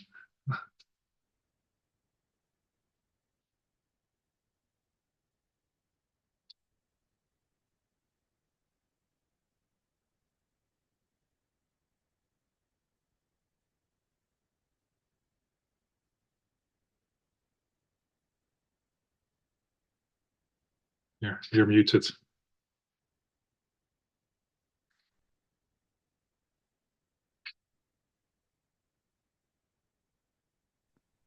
I'm muted. What is this? Unmute. Oh, now I can speak. Oh, yeah. Sorry. You were saying that there are different types of suggestion. Yeah, so one is the suggestion of facts, where the meaning is the opposite, or can be the opposite, or can just be something extra that is not directly stated. And the other one is the suggestion of rasa, which is the most important part of suggestion. So for your poem to convey rasa, it needs to depict the causes of the emotion and the effects of the emotion on the characters and so on. But you cannot state this. So if I say, John loves, Sarah or whatever, or Romeo loves Juliet, that's just a conveying of information, but it doesn't convey anything of their emotion. So in order for that rasa of the emotion to be conveyed, I actually have to describe how they're acting in the presence of each other and so on. And so I can never directly sort of name the emotions, but I have to bring it out. And so that's a form of suggestion. And that's what Kavikarnapura argues that rasa is the soul of poetry. That's the very heart of poetry. That's what the poetry is about. But suggestion is the prana, the life air, is that which animates the body of poetry and allows the rasa to be there in the body of poetry, the body being the language of the poem. And so it's very essential for it to be there. But suggestion is also important because it allows poets to be very concise. And so a lot of things can be left unsaid because they're working with poetic conventions. And so by merely mentioning a particular word, it will kind of evoke a lot of associations in the minds of the cultured reader that is all suggested, and the poet doesn't need to bring that out. So there's an element of just practice and culture in that you have to, the more you read Sanskrit poetry, the more you get the suggestion. Yeah. Well, it's a huge topic. Before I forget, I got from you one time your list of the different sorts of metaphor, the moon metaphors, and I couldn't find it. I can send it to you again. Thank you. Mm. But our time is short. I want to ask if any of our participants here have a question for Gopinath Prabhu. We have devotees from around not just Europe, but also Argentina. And do we have, yes, we have as far as Beijing in China. Prema Sarovara is there. And Serbia, Bosnia, I see Karnika is, Nitai is here. And yes, we even have Chitra Vilasini in London. Mangala Chandrika, you have a question or comment? I have a question. Hare Krishna. Thank you so much for sharing all your knowledge and inspiration. It's actually connected to, I got a video today morning and I thought, oh, this is something that I'm still boggling with, because you were mentioning how rasa supersedes the faults, right? And that's also connected to our chanting in some way, because I guess in our chanting, we want to be prayerful and we want to have the right mood, but then the pronunciation sometimes is not correct. And just today morning, I got a video with how to properly pronounce the Hare Krishna Mahamantra. And I've seen I'm far away from that, right? Because it's very specific how one has to pronounce Krishna and so on. And the comment that I got next to the video was, oh, maybe this is the reason why we don't have taste for the holy name, because we're not chanting properly. And from that, I got two things. I got, yes, I understand that love is in the details. And this is one way that we are showing our care for the holy name. But at the same time, maybe we shouldn't get lost in the details. So I don't know if I could, maybe you could shed some light on that. How do you see it, Gopinathacarya Prabhu, and maybe Guru Maharaj also? You could say something. Go ahead, Gopinath. I think I often think that there's two sides to this. One is that, of course, if we pay attention to how we pronounce the mantras we chant, then that's sort of an expression of our devotion. That devotion is often just care and attention, and so if we do that, then that's there. But one can also become too obsessed with that, and one only has to travel from Eastern India to Western India to realize that there isn't one way in which these Sanskrit is pronounced. The Bengalis pronounce things in very different ways from the others. And so, and I think, like, for example, Kavi Karnapur, he was a Bengali. He lived in Bengal. And it's very obvious from his poetry that he pronounced Sanskrit with a Bengali accent. There's a number of kind of puns or alliterations or sort of plays with sounds that only work if you recite his poetry with a Bengali accent. And so I wouldn't dare to even dream that Kavi Karnapur wasn't pronouncing the Mahamantra with the right pronunciation, that someone might criticize him for that, and that therefore his chanting is inferior to the chanting of someone who pronounces everything quite properly, in the way that some might think that to be proper. But so that's there as well. So I think there is there's, if we learn to do it properly, then that shows our devotion and our intention. So Sarup Maharaj at one point was very concerned with articulating the mantra properly, because Prabhupada said it should be done with tongues and lip and teeth, I think he said. And so Sarup Maharaj, you would be chanting with his full mouth involved. But yeah, that's the other side of it as well. one can get too far in it too. Earlier, bhava grahi janardana, that Krishna takes the bhava. So that we should also pay attention to. Yeah, I have nothing to add to that. Chitra Vilasini, you have your hand up. Hare Krishna, Maharaj. Thank you. May I ask a question? Is it? Yes, please. Thank you so much for that talk. I found it very interesting because I like to try and write a bit of poetry. There's something you said about that a lot can be left unsaid because things will be invoked in the mind of the cultured reader.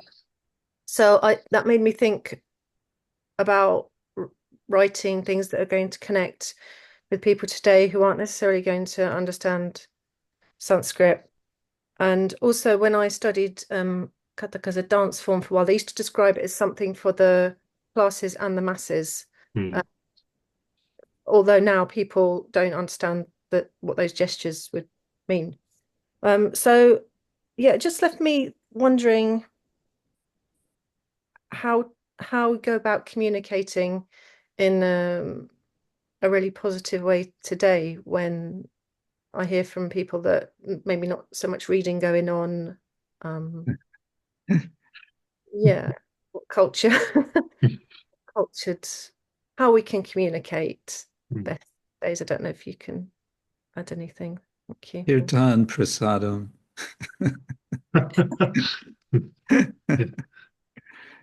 Yeah, I mean, I think among those that are open to it, that are actually open to exploring things that are perhaps beyond their comfort zone, and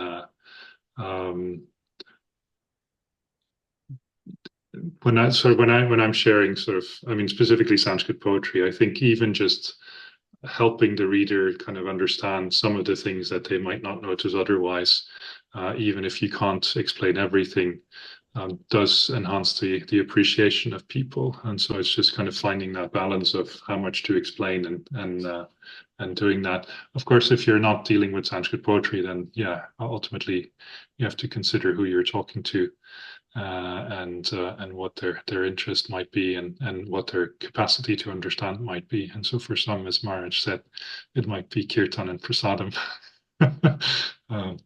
For some, it might be more. But yeah, I think the appreciation of Sanskrit poetry in particular is not, I think a little understanding of the culture of Sanskrit poetry and the sort of the convention helps you to see more in it. But I don't think you need to be an expert in sort of Sanskrit poetry to be able to read and appreciate it, because ultimately the heart of it is rasa, is the emotions. And the theorists themselves would say that rasa can only be suggested when it's done imperceptibly. And so they say there's two types of suggestion. One is where you read the poem and there's then kind of a pause, basically. So you read the poem, you understand the meaning, and then you go, this is the suggested meaning. The Maharaj might like this. The Abhinavagupta, who's a literary theorist, says it's like the striking of a bell. You hit the bell and then you get the reverberation. So there's a little kind of interval between the two, between the striking and the reverberation of the bell. And so that, but when it comes to the suggestion of rasa, that cannot happen. So as you're reading the poem, you're becoming absorbed in it, and that's something that, in my experience, is almost anyone can do, even if they don't have the understanding of the conventions and so on. In most poems, that's, yeah, you're not trying to, if you're trying to convey rasa, you're not trying to draw attention too much to the poem itself with all sorts of fancy and complex and figures of speech that requires a lot of thought. So yeah, anyway, those are some thoughts.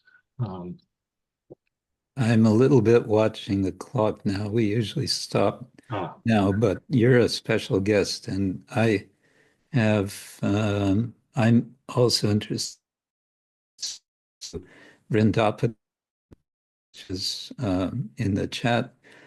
He says, is there not a problem with the historical meeting of Keshava Kashmiri and Chaitanya Mahaprabhu? The dates were quite apart, so some people say they could have not actually met. I remember myself at Vrindavan Research Institute asking a lady who was a staff member at that time who had done her doctorate degree on Keshava Bhatta in Hindi. I kind of went through it, just seeing what's the content of the, table of contents, and then I talked with her, and her estimate was that Keshava Bhatta of the Nimbarka Sampradaya lived perhaps 100 years before Lord Chaitanya. Yeah, so yeah, the identification of this Digvijay Pandit, I think is he named Keshava in the Chaitanya Bhagavat? I don't remember. In some texts he's not named, he's just a Digvijay Pandit. In some texts he's named as Keshava. And his identification with Keshava Kashmiri, the Nimbarka scholar, whom the Goswamis actually cite and draw upon his writings in their own writings. Oh, that's interesting. I didn't know that. Yeah, because he wrote the Kramadipika, which they draw upon in Hari Bhakti Vilas and other texts. Yeah. Krishna's Kaviraj also doesn't identify him as Keshava Kashmiri, and that identification only comes, as far as I know, the earliest identification of this scholar with the Nimbarka scholar Keshava Kashmiri is in the Bhakti Ratnakara of Narahari Chakravarti, which is written in the 18th century and seems to have one of the things that sort of in the 18th century, there's an influx of Nimbarkis into Braj. And perhaps there is kind of a way in which they're trying to show the supremacy of one tradition over the other, and therefore Keshava Kashmiri comes to be defeated by Mahaprabhu as a way of, and that's then, as a way of kind of showing the supremacy of Mahaprabhu over the followers of Nimbarka. And that becomes then the way sort of later authors look at it as well. But does that make sense? Okay, I didn't know that his name doesn't come up in the text of Chaitanya Charitamrita, so I guess we're getting it in the translations and commentary. Yeah. Okay, interesting. Thank you. Maybe one last question from Dira Lalita. Oh, thank you. I will try and be fast. Thank you very much for this knowledge about Sanskrit poetry.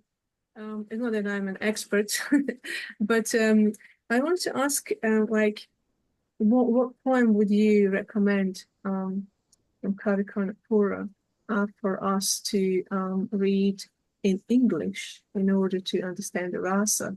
And how do we distinguish what kind of translators are sort of those that really convey the rasa of that original Sanskrit poetry? Because I don't think I will ever read the actual original Sanskrit poetry.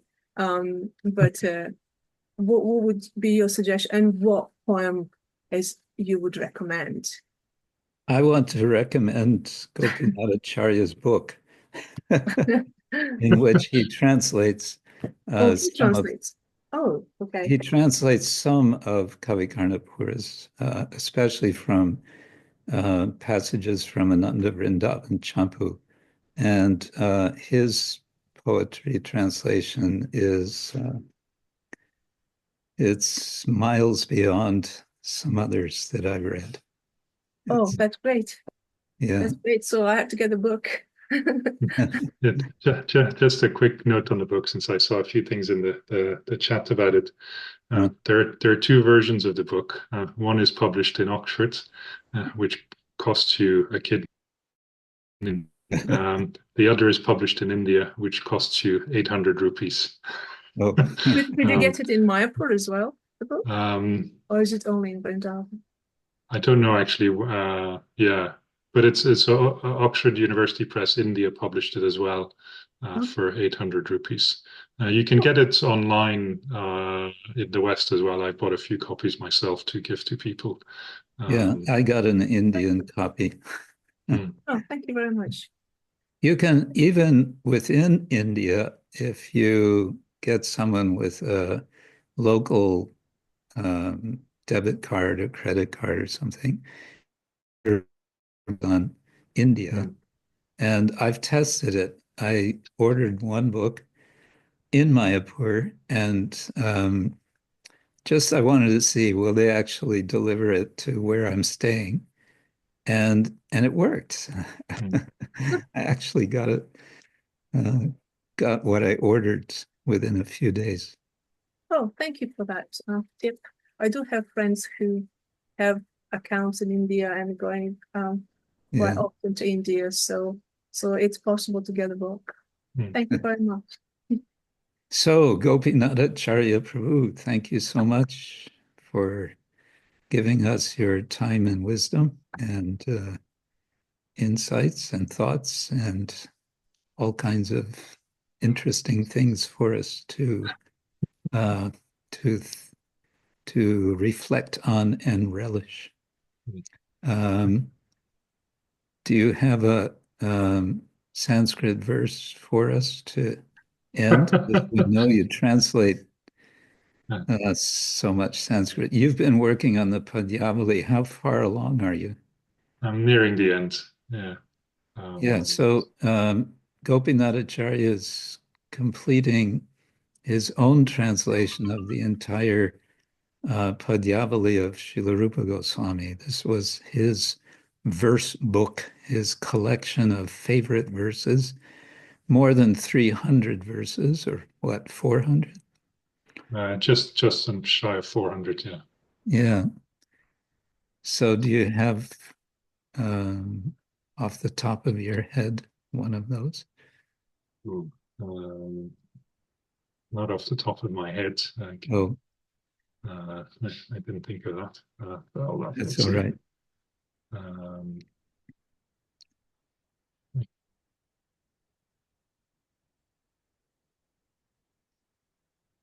Actually, I can give you one. Yes.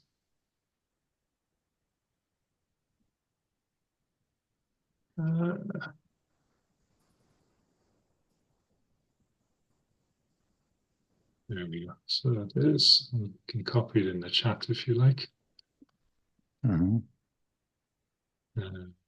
chat. Oops. Right, Zoom disappears when you don't focus it. Oops. There we go.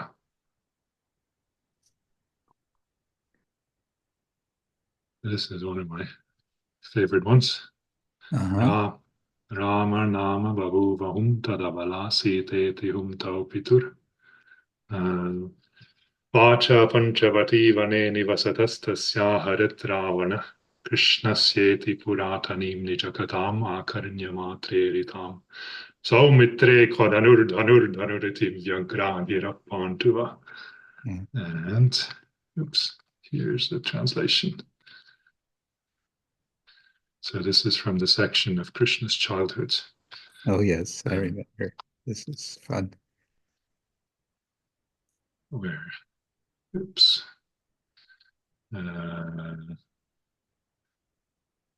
This is so Mother Yashoda is telling a story to Krishna. Once upon a time, there was a man called Rama. He had a wife called Sita. By the order of his father, he had to live in the woods of Panchavati, and Ravana kidnapped her. Listening to his mother telling ancient tales about himself, Krishna suddenly shouted, "Lakshman, where is my bow? My bow, my bow." May these agitated words protect you all.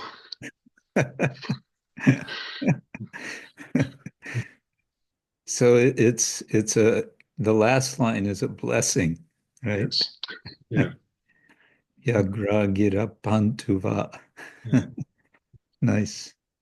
Okay, thank you so much, and thank you for joining us. And I wish you all a wonderful week. Stay safe, stay sane, and keep chanting Hare Krishna, because Krishna is in his name. What do you know? So thank you, Srila Prabhupada ki jai. Jai. Ananta Koti Jai. Vaishnava ki Jai. jai. Jai. Samaveta Govinda ki jai. Jai. Gaur Premanande. Haribol. Hare Krishna. Hare Krishna, Jai Guru Jagannath. Maharaj. Krishna. Lovely Hare afternoon. Krishna. Thank you. Jai. Hare Krishna. Krishna. All God is the same on the world. Hare Krishna. Hare Krishna. Hare Krishna. Hare Krishna.